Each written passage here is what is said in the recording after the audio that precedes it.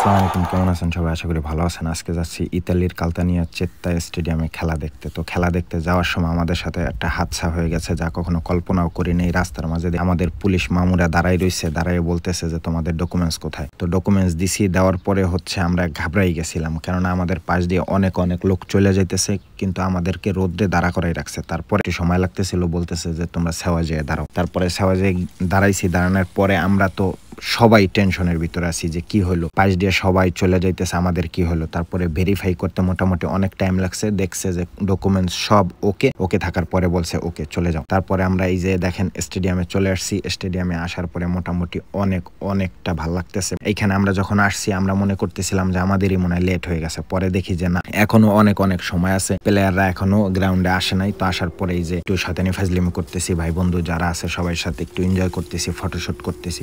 Photoshoot করার পরে আপনার দেখতেছিলাম যে কোথায় কি আছে, কোথায় বসা যায়, কোথায় বসলে কি হয়। আর এইটা হচ্ছে এমন একটা স্টেডিয়াম যে আপনাদের যেখানে খুশি সেখানে আপনারা বসতে পারবেন, কোনো সমস্যা নেই। আমাদের কোনো টিকিট নাম্বার দেয় নাই, কেউ কিচ্ছু দেন। তো এই না দেওয়াতে তো যাদের সাথে যাদের ভালো সম্পর্ক তারা একভাবে বসতে পারছে।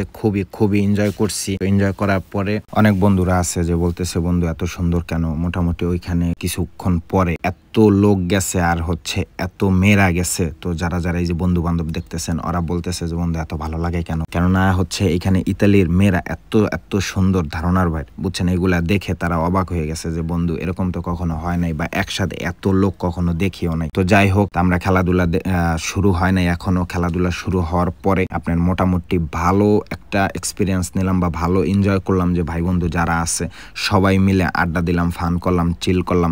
অ্যাকচুয়ালি কি একসাথে যখন ভাই বন্ধু সবাই আড্ডা দেয় না, বা একসাথে যখন হয়, তাদের মনের ভিতরে যত কষ্ট আছে সব দূর হয়ে যায়। তো আমরা সবাই মিলে একসাথে বসছি। একসাথে বসার পরে সবাই মিলে আড্ডা দিছি, কথাবার্তা বলছি, গল্প করছি। তারপরে যত রকম শয়তানি ফাজলিম আছে সবাই করছে, কেননা ইতালি হচ্ছে ফ্রি দেশ। ইতালিতে আপনি যত পদের এনজয় করেন, কোনো খারাপ ব্যবহার না করলে কারোর সাথে আপনাকে কখনোই কেউ খারাপ কিছু বলবেন। আর যখন একটা গোল হয়েছে, গোল হওয়ার পরে বাঙালিরা ছিল, অন্য কান্ট্রিরা ছিল, ইতালিয়ানা ছিল, সবাই মিলে একসাথে জাহর দিছে, বা একসাথে কথা বলছে, বা একসাথে চিক্কুর দিছে, কেউ কখনো কিচ্ছু বলে নাই। আর ইতালিতে ওরা এনজয় গুলো অনেক বেশি পছন্দ করে। আপনাকে তখনই ওরা ভালোবাসবে যখন আপনার ভিতরে ফ্রি মাইন্ড থাকবে। আর যখনই আপনি ওদের সাথে খারাপ ব্যবহার করবেন, তখনই ওরা অন্য মাইন্ডে নিয়ে যাবে। তো যাই হোক, যারা ইতালিতে আছেন বা যারা নতুন আসবেন, তারা তাদের সাথে চলতে গেলে খুব ভালোবাসা দিয়ে নরম পরিবেশে চলবেন। ইতালিয়ানরা সবাইকে আপন করে নেয় না, আর একবার যাকে আপন করে নেয় তার জন্য কলিজা পর্যন্ত দিয়ে দিতে পারে। তাই সবাই ইতালিয়ানদের সাথে খুব ভালো বিহেভিয়ার করা উচিত, এবং কি ভালোভাবে চলা উচিত। ভালোভাবে থাকলে ইনশাল্লাহ ভালো কিছু করা যায়। যাই হোক, ভালো থাকবেন সবাই, সুস্থ থাকবেন, আমাদের জন্য দোয়া করবেন। খোদা হাফেজ।